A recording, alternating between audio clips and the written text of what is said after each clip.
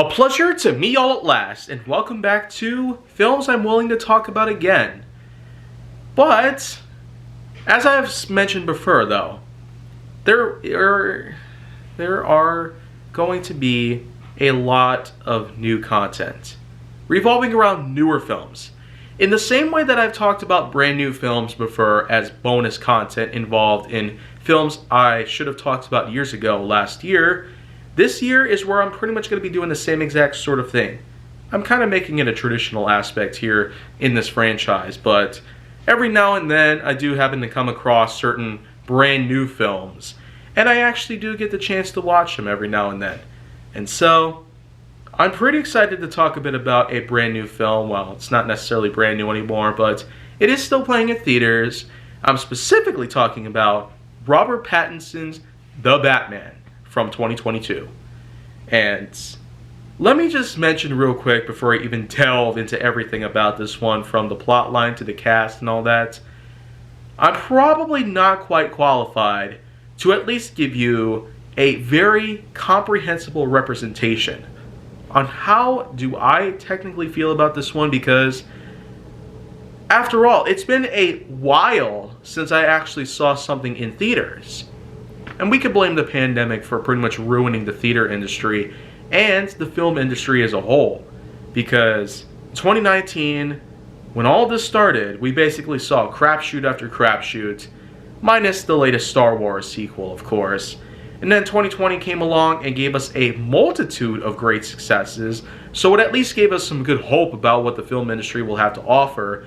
But then when 2021 came around and tried to completely cut ties with the pandemic by simply opening theaters left and right again, and the fact that they began to charge a lot more for tickets and the like because of extreme losses of revenue from the initial run of the pandemic in 2019 and 2020, not to mention the fact that the pandemic was at its worst peak ever in 2021. So, here in 2022, I feel like that with the combination of the extreme amounts of changes that have been brought upon, including more concentrated focus on how could we stop the pandemic from getting worse, and more importantly, the fact that we're actually at a point where America is now able to relax from all of this stuff. I'd say 2022 is probably the end game to this whole entire thing related to a huge worldwide disaster like this. So, I feel like that now we're at that kind of moment in our lives where we can at least go back to how we were before the pandemic even happened. I'd say things are probably only going to get much better from here, especially considering the fact that I've talked about Turning Red earlier as part of a bonus episode. So, I got another one right here, which is about the Batman. So anyways, considering how this one is, being that the first one I saw in theaters, brand new, for a while, I didn't quite know what to expect very much because the theater has had a lot of changes brought upon it and a multitude of different other pieces that I could not quite find a good puzzle to put together in. So, but you know what though? I had decided that because of the amazing new income that I've been getting from a lot of new job opportunities that I've taken over the past several months, that I would decide that I would give theaters another chance. But believe it or not, when I actually entered the Marcus theaters for the very first time in well over a year, I found out that the ticket prices actually were much cheaper. $9 it cost for me just to watch The Batman 2022 in Marcus Theaters, Menomonee Falls, Wisconsin. And I am just more than proud of what we've been able to overcome it. So I feel like that by reducing the ticket price, this is what's going to attract more newcomers and the like. So I do feel like that was a fine, wise decision. But just knowing about that, plus a lot of other things that have happened since then, I basically just went on ahead and watched the film while also enjoying a nice hot meal in my hands. So I honestly didn't quite know what to expect, but just to at least see how this one compares to all the other Batman films I've seen. Because we've seen a lot of things happen so far, from Adam West, Michael Keaton, Christian Bale, Ben Affleck, and who could ever forget about the many entries of Batman in various space media that was made possible by actor Kevin Conroy. A lot of people consider Kevin Conroy to be the best Batman in the whole world, even more so than Christian Bale. So, I never quite noticed how much better Conroy was than Bale. I mean, Bale didn't quite make as much sense to me as Conroy did because, well, let's just say that with all the media I've seen, all the other things I've done with the Batman franchise, that Conroy was the most common that I would hear about. So, I do feel like that he does so much better than Christian Bale. Yet, a good majority of people I know have taught about how Christian Bale is the greatest Batman that ever lived. And then, of course, there are people talking about Michael Keaton, then some talked about Adam West, and, you know, it's just a bit of a debate. But the way I see it, though, when I saw this in theaters just over a week ago, I could not ever look at the character, the Batman, ever again. I mean, this was probably as significant as The Godfather was in terms of its place in the academic awards.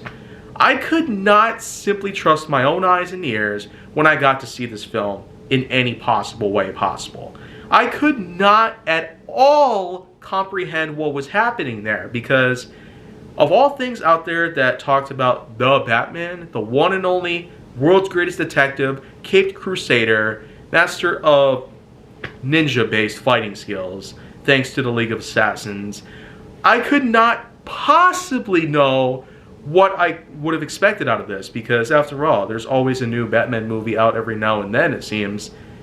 But this was the only live-action movie that I've seen in a very long time. I mean, we had the Christian Bale films, which ended in 2012, and about 10 years later, what do we get here? We got The Batman, but it's Robert Pattinson instead of Christian Bale.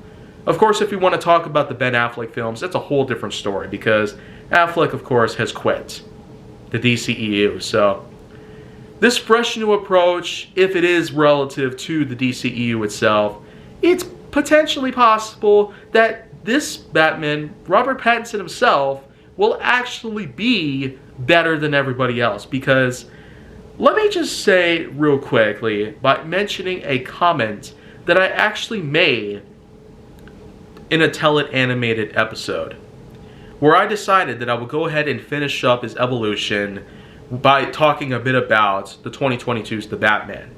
I simply put out a comment saying, quote unquote, in 2022's The Batman, an emo-haired, slender Bruce Wayne dons a classic-looking bat suit with an emblem that doubles as a batarang. And so, just by going off of that first paragraph alone, I could sure tell you right now that just by looking at this one film alone, having details fresh in my mind like that, I was successfully able to help finish unfinished business that a lot of creators out there were able to put out there. And more importantly, with all that I've been able to comprehend from this one film, I could sure tell you that from the plot line that involves a series of murders which are left behind with various clues and riddles and the like, rat mazes, and a bunch of calling cards that simply refer to the Batman as being a rat with wings.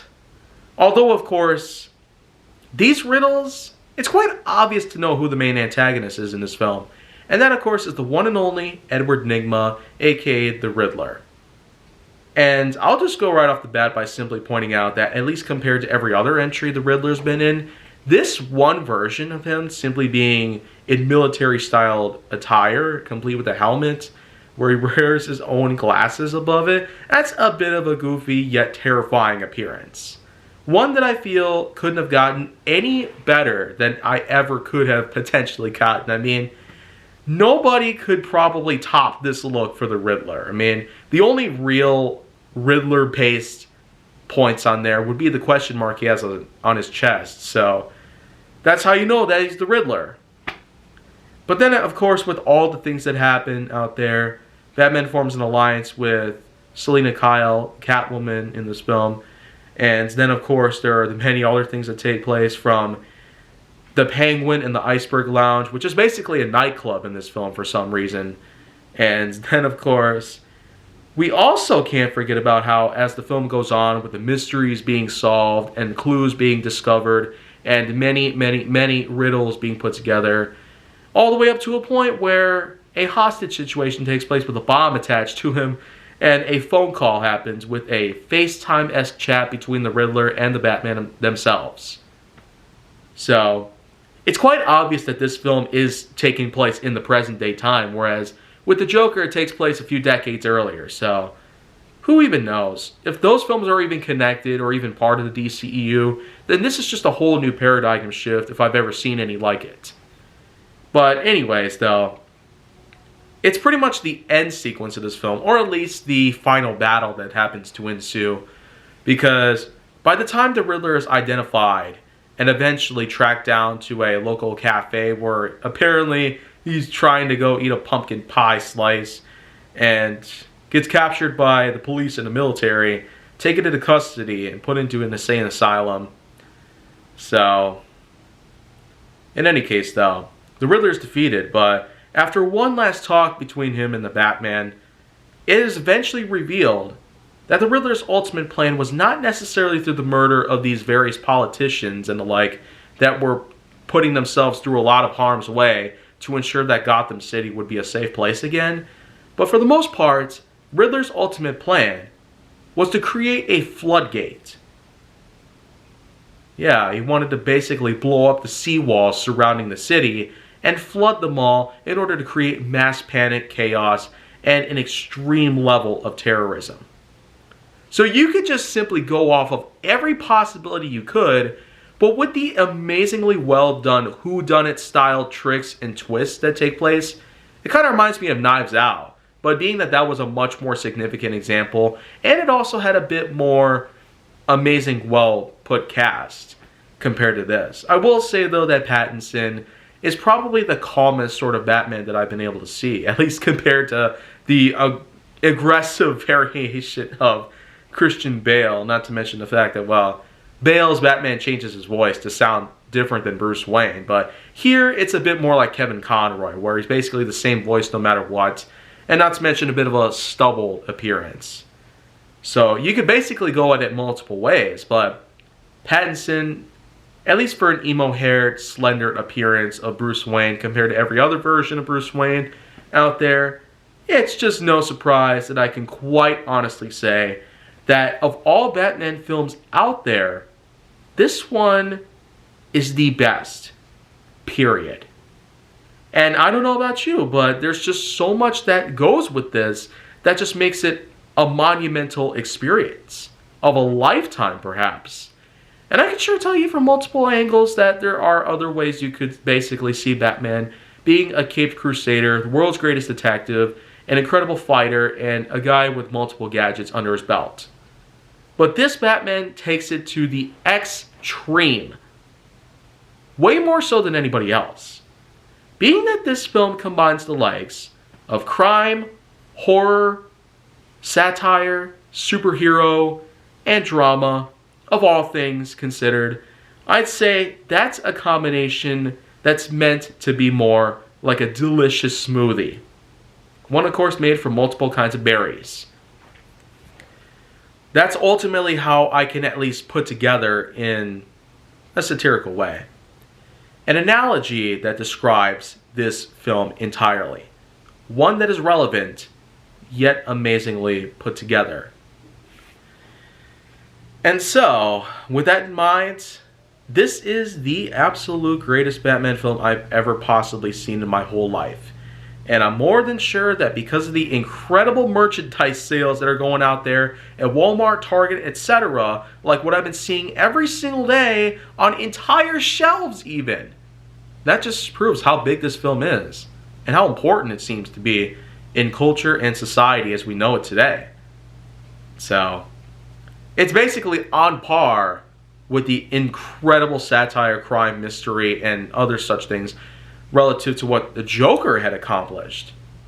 Although, unlike Joker, there was no county police department involved with safeguarding the Marcus Theaters to prevent any sort of possibility of anything of any sort. So, I guess that's pretty much just all I need to tell you about all of this. So, if you want to see more, go down on my channel, then make sure that you like, subscribe, comment, follow me on social media, and stay on the Hollywood side.